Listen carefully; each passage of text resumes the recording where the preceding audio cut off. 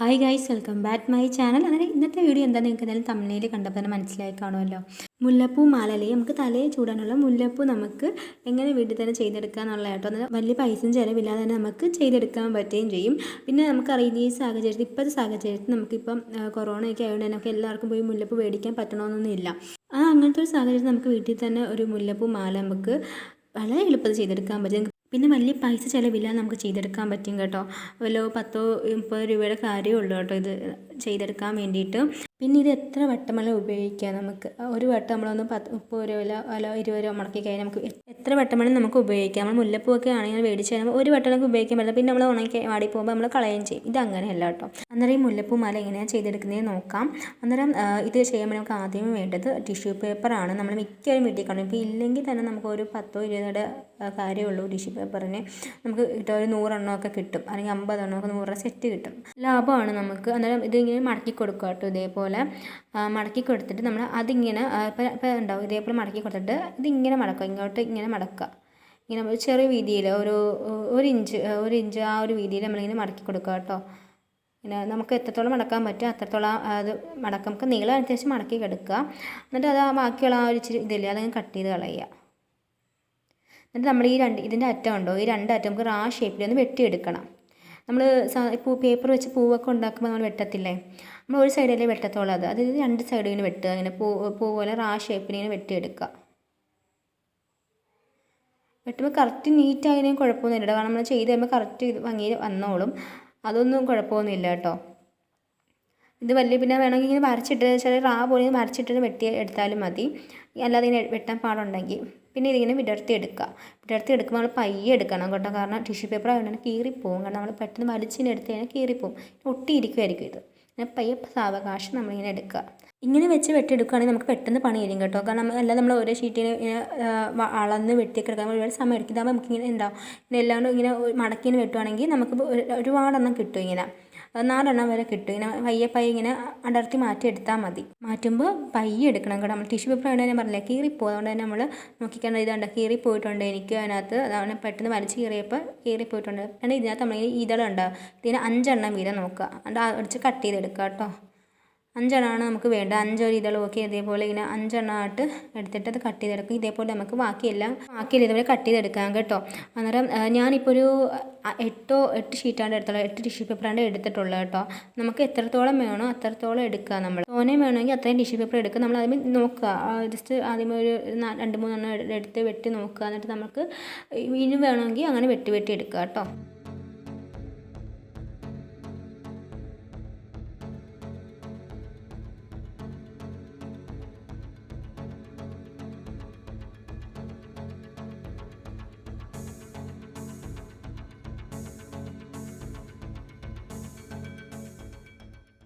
അപ്പോൾ എനിക്കിവിടെ ആവശ്യമുള്ളതൊക്കെ ഞാൻ വെട്ടിയെടുത്തിട്ടുണ്ട് കേട്ടോ. ഇനി നമ്മൾ നേരത്തെ 5 ഇതായിട്ട് വെട്ടിയില്ലായിരുന്നോ, അതിങ്ങനെ എടുത്ത് ജസ്റ്റ് ഒന്ന് ചുരുട്ടുക. ഇങ്ങനെ നടുക്കാട്ടിനെ പിടിച്ചിട്ട് ഒരു 2 റൗണ്ടില്ല, ആ റൗണ്ട് നടുക്കാട്ട് ഇങ്ങനെ കാണുമ്പോൾ മനസ്സിലാവുമല്ലോ.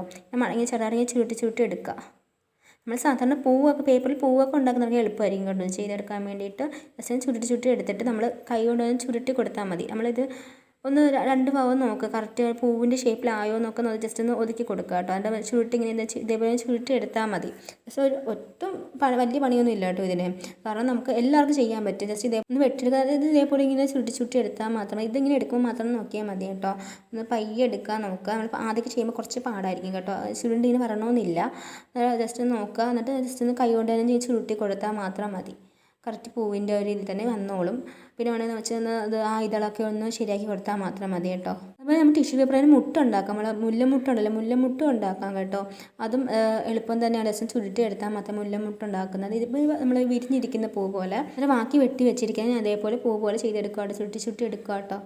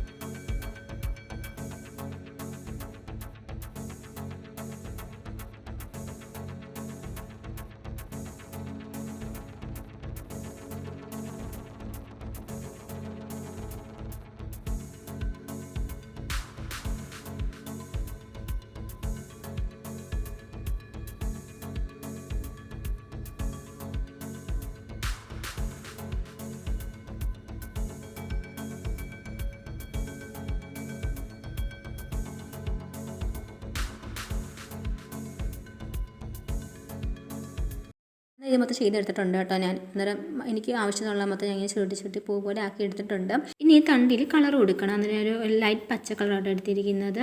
അന്നേരം അത് നമുക്ക് അതിനകത്ത് കൊടുക്കാം. ജസ്റ്റ് ഒന്നുമില്ല, നമ്മളത് ചുരുട്ടില്ലായിരുന്നു അടുക്കായിട്ട്. അവിടെ ഇങ്ങനെ നമ്മൾ കഴിക്കാതെ എടുത്തിട്ട് ജസ്റ്റ് ചുരുട്ടി കൊടുത്താൽ മാത്രം മതി. ഇങ്ങനെ ചെയ്ത് അത് ജസ്റ്റ് ഭയങ്കര എളുപ്പമാട്ടോ ഇത്.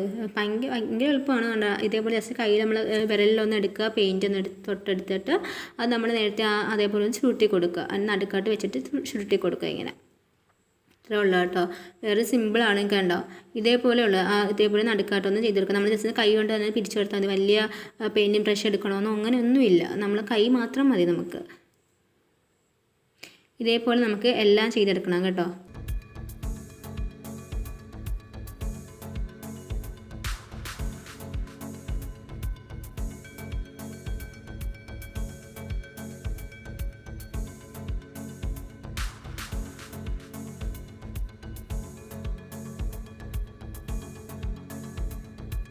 പിന്നെ ഇത് മൊത്തം ചെയ്തെടുത്തിട്ടുണ്ട് കേട്ടോ. ഉണങ്ങാൻ വെച്ചിരിക്കുകയാണ്. ഒരു 2-3 മിനിറ്റ് വെച്ചിരിക്കുന്നത് ഉണങ്ങി കിട്ടിക്കോളും. ഇപ്പോൾ പകുതിയോളം മുല്ലപ്പൂ കോർത്തിടുക. കാരണം ഞാൻ റെക്കോർഡ് ആയെന്ന് വിചാരിച്ചാൽ റെക്കോർഡ് ആയില്ലായിരുന്നു വീഡിയോ.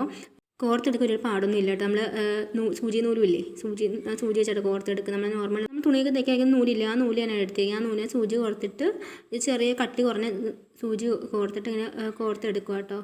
ഞാൻ കെട്ടി നോക്കിയിട്ട് അല്ലാതെ പക്ഷേ കെട്ടി നോക്കിയിട്ട് എനിക്ക് പറ്റുന്നില്ല കെട്ടാൻ. എനിക്കറിയത്തില്ല കെട്ടാൻ, മുല്ലപ്പൂ കെട്ടാൻ. അല്ലാതെ നമ്മൾ മുല്ലപ്പൂ മേടിച്ചാൽ തന്നെയും ഇങ്ങനെ സൂചി വെച്ച് കോർത്താണ് എടുക്കുന്നത്. ഞാൻ ഇതും അങ്ങനെ ചെയ്തപ്പോൾ കറക്റ്റായിട്ട് കിട്ടിയ കേട്ടോ. കറക്റ്റ് എനിക്ക് കോർത്തെടുക്കാൻ പറ്റും. പക്ഷേ കീറിപ്പോവായിരിക്കും എന്ന് വിചാരിച്ചു. പക്ഷേ കീറിപ്പോയി. കാരണം ഈ നമ്മൾ പെയിൻറ്റ് അവിടെ അപ്ലൈ ചെയ്തുകൊണ്ട് തന്നെ നമുക്ക് അവിടെ കട്ടിയുണ്ട് കേട്ടോ. അതിനുള്ള പോകുന്ന പേടിയൊന്നും വേണ്ട. ഒരുപാടങ്ങ് വരയ്ക്കണം കേട്ടോ എന്ന് വെച്ച്. ഇതേപോലെ വളരെ സിമ്പിളല്ലേ, എല്ലാവർക്കും ചെയ്യാൻ പറ്റുന്നതാണ്. ഇത് വലിയ പാടൊന്നുമില്ല, മെനക്കേട്ട പണിയൊന്നുമല്ല കേട്ടോ. ജസ്റ്റ് ഒന്ന് ആ ചുരുട്ടിനെ പൂ പോലെ ആക്കുന്നത് മാത്രമേ ഉള്ളൂ. കുറച്ച് ഇതെന്ന് വെച്ചാൽ ബാക്കിയൊക്കെ നമുക്ക് ചെയ്തെടുക്കാൻ പറ്റും. ഇതേപോലെ ഞാൻ ബാക്കിയെല്ലാം ഇങ്ങനെ കോർത്തോട്ട് എടുക്കുക കേട്ടോ. ഞാൻ അടുപ്പിച്ചാട്ടോ കോർക്കുന്നത്. അതായിരിക്കും കുറച്ചും കൂടി എനിക്ക് കുറച്ചും കൂടി കാണാൻ ഭംഗി അതാണെന്ന് തോന്നി. അടുപ്പിച്ച് കോർക്കാൻ താല്പര്യമില്ല. അതൊക്കെ അല്ലാതെ നമ്മൾ കോർത്താലും മതി. രണ്ടും ആണെങ്കിലും ഭംഗിയായിരിക്കും. ഇതാണെങ്കിൽ കുറച്ചും കൂടി ഭംഗിയായിരിക്കും കേട്ടോ. എനിക്ക് അങ്ങനെ തോന്നിയത്.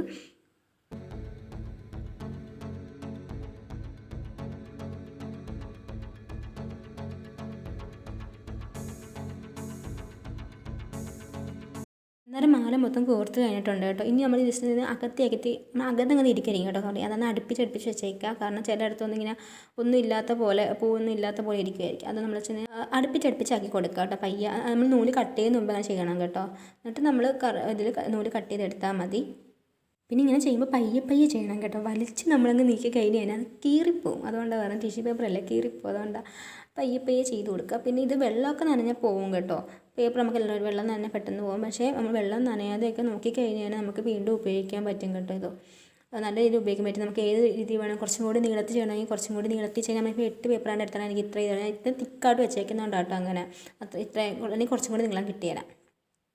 അതാണ്ട് ഇവിടെ മുല്ലപ്പൂ മാല ശരിയാക്കി അതിൻ്റെ ഇതിൻ്റെ ഇടയിൽ നമ്മൾ ഈ അരളിയൊക്കെ വെക്കുന്ന പോലെ റോസ് കളറിൽ കാണണമെങ്കിൽ നമ്മൾ റോസ് കളർ ടിഷ്യൂ പേപ്പറൊക്കെ ഇല്ലേ, അതൊക്കെ വെച്ച് ഇതുപോലെ പൂവുണ്ടാക്കിയതിൻ്റെ ഇടയിലൊക്കെ ചേർത്താൽ മതി കേട്ടോ.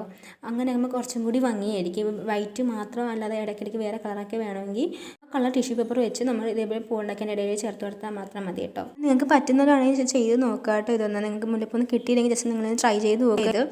ഇത്രയുള്ള ഇന്നത്തെ വീഡിയോ. നിങ്ങൾക്ക് വീഡിയോ ഇഷ്ടപ്പെട്ടു എന്ന് വിചാരിക്കുന്നു. വീഡിയോ ഇഷ്ടപ്പെട്ട് എന്തായാലും ലൈക്ക് ചെയ്യുക, ഷെയർ ചെയ്യുക, സബ്സ്ക്രൈബ് ചെയ്യാതാണ് ചാനൽ കണ്ടുകൊണ്ടെങ്കിൽ സബ്സ്ക്രൈബ് ചെയ്യുക. നമുക്ക് അടുത്തൊരു വീഡിയോ ആയിട്ട് കാണാം കേട്ടോ. അന്നേരം